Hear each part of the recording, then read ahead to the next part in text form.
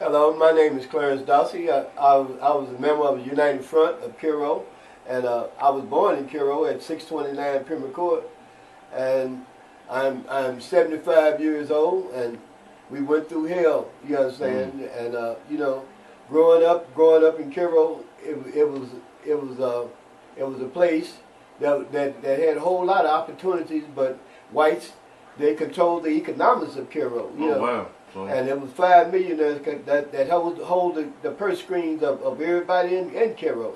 So after we initiated an economic boycott, we won the battle, but we lost the war because we didn't have nothing to put in its place. But United Front was a united body of people. You understand? Okay. When you infect one, you infect everybody. Couch and go to sleep, man. Everybody felt. Didn't nobody lock their doors back then, man. You know, it was just like if you got in trouble down the street, they whoop your butt, and then when you got home, you get another whoop. You better not say Miss Johnson. You understand? You told a lie. You understand? It was always respect. We had to say yes sir and no sir, and all this stuff. You understand? It wasn't no thing whereas you was trying to be friends with your kids, man. You was parents. You understand? First, you understand? It was playtime. When your parents got you, and y'all sit around the table and told jokes. And we had old people back there that would tell us old stories, man. We were scared. We would live next door, scared to go home. You understand? Like all these little Egyptian houses that was built in Cairo. You understand?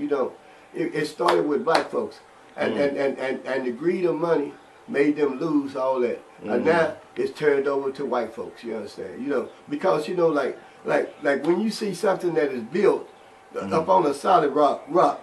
Can't nothing disturb it, you understand? But like when you see this project and the other project and all the other projects, all them white folks that was controlling the economics of the projects, they let it go down. Even up in Thieves, man. You understand? They was taking trips and all this other stuff, stealing from Alexander Public Housing. Ain't neither one of them going to jail.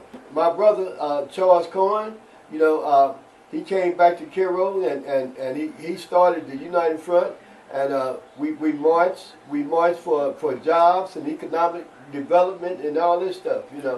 It started off like United Front was just not one or two individuals. You understand? It started out as black liberators and then the Black Panthers and all this.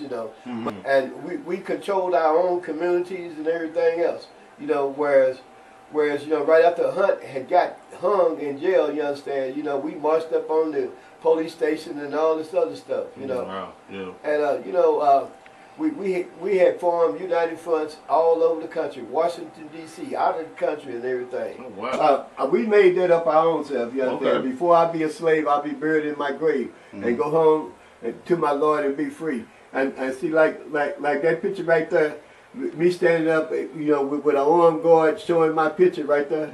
So what year was this right here? That was back in 1960 something, 67, I think. The people that I ran into Malcolm, I ran into Martin Luther King, I ran into Abernathy and all them. You understand? Wow. Huey P. Newton and all the rest of them. You understand?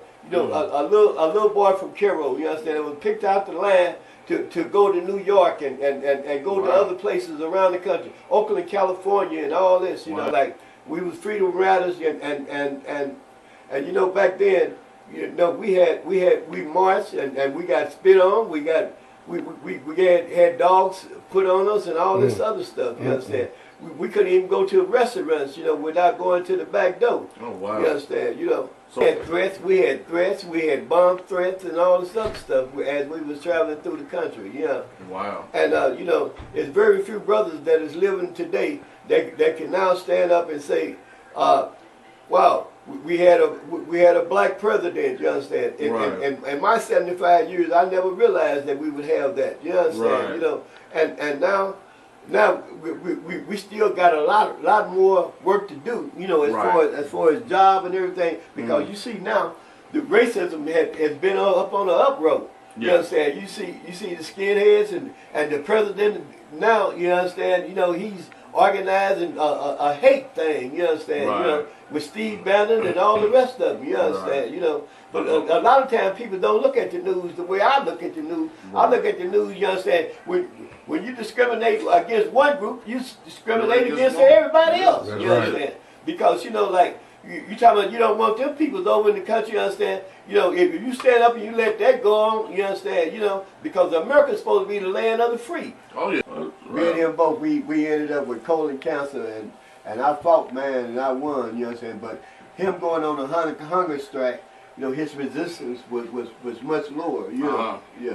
Okay. You know, what they do with leaders, man, you understand, they try to break them down some kind of way, man, you understand, you know, and the thing about it, you understand, you know, we should never surrender, man, you know, when something happens to one of us, it's happening to all of us. The thing about it, you understand, you know, when you see a child, man, you understand, that finished high school, you understand, that can't even fill out an application on a job thing, man, you understand, you know, oh, you can't leave that reefer and all this other stuff, right. Like, with the drugs and all this stuff, man, that is shot in Cairo, man, you find it's a weaker generation of people that's coming up now. You understand? You know. Yeah, they're not as strong and as far as them giving a damn about a human life is nothing. You understand? You know, and it's sad to see. And you know, like.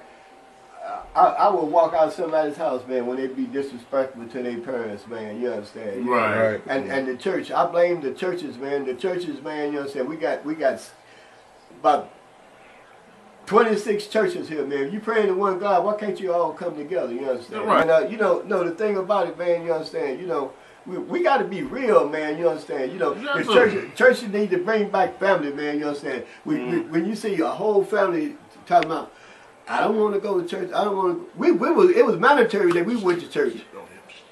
It was mandatory that we went to church. You understand? We better sit up there and act right. You understand? And if they would take us in the back room and try our butts up. You understand? Wow! You understand? Oh yeah. Projects, man. You understand? You know, they got somebody from way up in Benton, and they're you know, like in Chicago when they turn on the projects, they had a training program. Teach people how to be electricians, plumbers, and all this other stuff. You know, so you just don't give them a fish. You know what I'm saying? You give them a fishing pole so they can learn some kind of trade, be self-sufficient. Right. You understand? Right.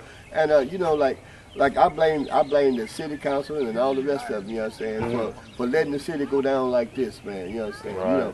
Yeah, and it's the poor, but man, you can ride through the project now, man. You don't see them but dudes right through. Yeah, you understand? You know, so instead of little bitty kids, man, living a wholesome life. You know what I'm saying? So do you think it'll ever come back to its common grounds a little bit, maybe a little better? Does it seem like there's some life coming back to it, or what? Man, it probably won't come in my lifetime. Wow. You understand? You know.